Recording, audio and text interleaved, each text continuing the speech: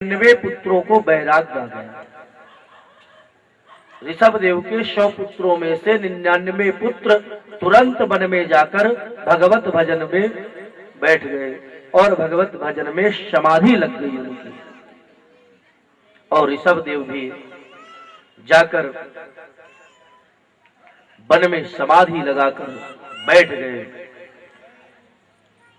मन में सोचने लगे, चाह गई चिंता गई मनवा वे परवाह, जिनको कछु न चाहिए वो है साहंसाह। उनके सारे मन, उनके जीवन की सारी वृथा दूर हो गई, उनकी सारी चिंता मिट गई कि मैंने जो है अपने 99 पुत्रों को संत बना दिया। अपने आप को भाग्यशाली समझते और भगवत कृपा में भगवान के नाम पर समाधि लगाकर बैठ गए। लेकिन हम और आप सब यह डरते हैं कि हमारा पुत्र चोर डाकू डकैत भले बन जाए लेकिन कोई महात्मा और साधु न बन पाए। यदि किसी से कह दिया जाए, किसी माता से, कि तुम्हारा बच्चा कल साधु बनने वाला है, आहा देखो रो रो के पूरा वस्त्र गीला कर लेगी। लेकिन ऋषभ देव आज जो है बड़ा खुश है कि मैंने अपने 100 पुत्रों में से 99 पुत्रों को संत बना दिया। यह हम सबको मन में कल्पना करना चाहिए, भावना करना चाहिए कि हमारा पुत्र भी संत नहीं बन सकता तो प्रभु का भक्त तो जरूर बन जाए। भरत जी महाराज पूरे विश्व के सम्राट हुए और इन्हीं के नाम से हमारे देश का नाम भारत पड़ा है। आज इनके मन में विचार आया, पिताजी का उपदेश याद आया, तो इन्होंने अपना राज्यपाट अपने पुत्र सुमिति को देकर जाकर वन में जप करने लगे। 200 माला नित्य बैठकर जप करते हैं। एक दिन इन्होंने एक दृश्य देखा। गंडकी नदी पर नित्य जाकर स्नान करते थे और स्नान करते समय इन्होंने एक दृश्य देखा कि उस जंगल में एक सिंह ने बड़ी जोर से दहाड़ लगाई है। सिंह की दहाड़ को सुनकर वहां से एक हिरणी, वह गर्भवती थी, नदी पर उछाल लगाई और उसका गर्भपात बीच नदी में ही हो गया। वह छोटा सा बच्चा जल में बह रहा था। उसे भरत जी महाराज पकड़कर अपने कुटिया पे ले गए और उस बच्चे का सेवा किया, लालन पोषण किया और इतना उनमें मन रम गया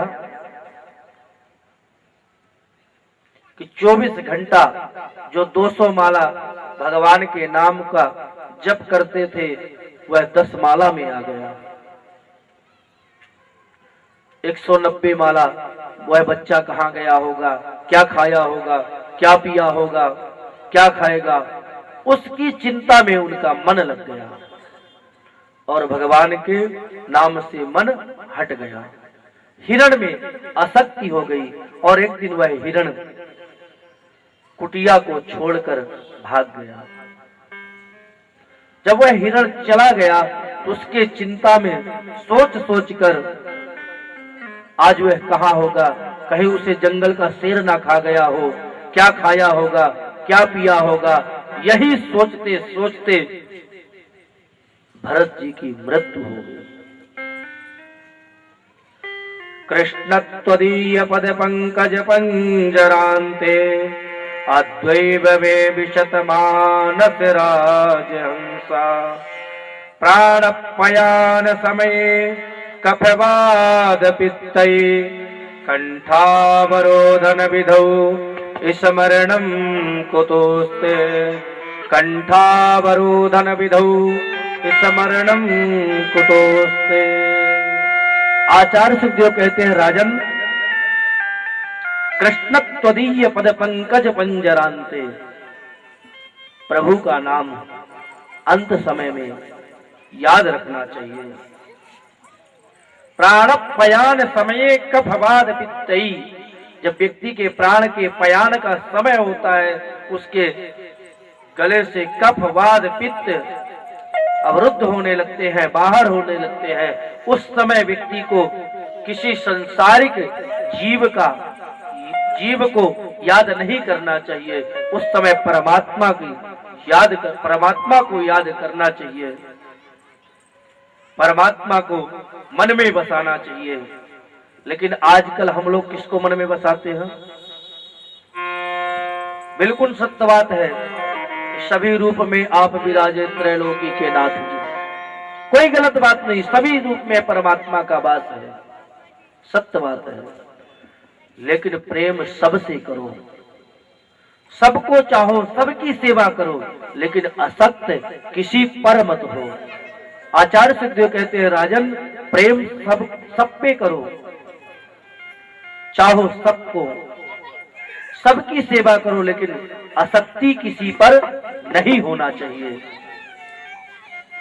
भरत जी महाराज की आसक्ति एक हिरण के ऊपर हो जाने से उनकी मृत्यु हुई और दूसरे जन्म में उन्हें हिरण की योनि में जाना पड़ा। हम लोग आजकल कुत्ता बहुत रखते हैं। महाराज, मैं तो ऐसे कई घरों में देखा है कि जितना मनुष्य का ख्याल नहीं रखा जाता, उतना कुत्ते का ख्याल रखा जाता है। कुछ लोग तो ऐसे हैं, उन घरों में मैं गया हूं, कुत्तों के प्रति इतना आसक्त है कि अपने पुत्रों को भी भूल जाते हैं। तो भैया याद रखिए, जो कुत्ते में आसक्त होगा, निश्चित ही उसे अगले जन्म में कुत्ता बनना पड़ेगा। यह कथा सुनने का तात्पर्य ही यही है। सिया राम कथा कितनों ने लिखी, तुलसी जैसी मर्याद कहा। नरसिंह रसे प्रतिखम्मन में, पर काढ़न को पहलाद कहा। अरे भक्त तो बहुत है, आज भी परमात्मा सभी जगह वास करता है, लेकिन प्रहलाद जैसे भक्त होना चाहिए, हमारे अंदर मद भक्ति होना चाहिए। कथा सुनने का मतलब ही यही है, प्रेम सबसे करो, चाहो सबको, सेवा सबकी करो, लेकिन आसक्ति किसी पर मत रखो। यदि हमारी किसी जीव पर आसक्ति हुई तो हमें उसी की योनि में जाना पड़ेगा। और हम लोग किसमें, या तो कुत्ता में करेंगे, या तो बिलैया में करेंगे, या तो दो चार तोता ला के रख लेंगे, या आजकल चिड़िया आने लगी हैं, या मछली आने लगी है, उसमें आसक्ति करते हैं। सेवा करिए, लेकिन उसमें आसक्त मत होइए। या कि मनुष्य में करते हैं, पत्नी से, बीवी से, बच्चे में। तो भैया, जब मरने के बाद दोबारा जन्म होगा तो मनुष्य योनि ही मिलेगी। तो ये मनुष्य योनि क्यों मिलती है? बड़े भाग मानुष तन पावा, सुर नर दुर्लभ सतसंग ही गावा। क्यों मिलता है? बड़े भाग्य से कि जो 84 लाख प्रकार की योनियां बताई गई हैं, उसमें हम इधर से उधर, इधर से उधर घूमते रहते हैं, लुढ़कते रहते हैं। इनमें, इन योनियों में हमें लुढ़कना ना पड़े, इसलिए हमें यह मनुष्य योनि मिलती है। आहार निद्रा भय संतदित्वम। महाराज, आहार तो पशु भी में है, नींद तो पशु भी में है, लेकिन ज्ञाने हितेशम मधिकम विशिष्टम। मनुष्य के पास एक ज्ञान ही ऐसा है जो अधिक है, विशिष्ट है, और उस ज्ञान के द्वारा भगवत प्राप्ति कर सकता है। यही भागवत सुनने का मूल कारण है और मूल लक्ष्य व्यक्ति को बनाना चाहिए, इसी को अपने जीवन में उतारना चाहिए। भरत जी महाराज की मृत्यु हुई और मृत्यु के उपरांत उन्हें मृग की योनि में जाना पड़ा है। लेकिन भगवान के भक्त होने के कारण उन्हें पिछले जन्म की सारी बातें याद रही और मन में वे भगवान का स्मरण करते रहे, भगवान का हिरण की योनि में भी भगवान का भजन करते रहे, भगवान का चिंतन करते रहे।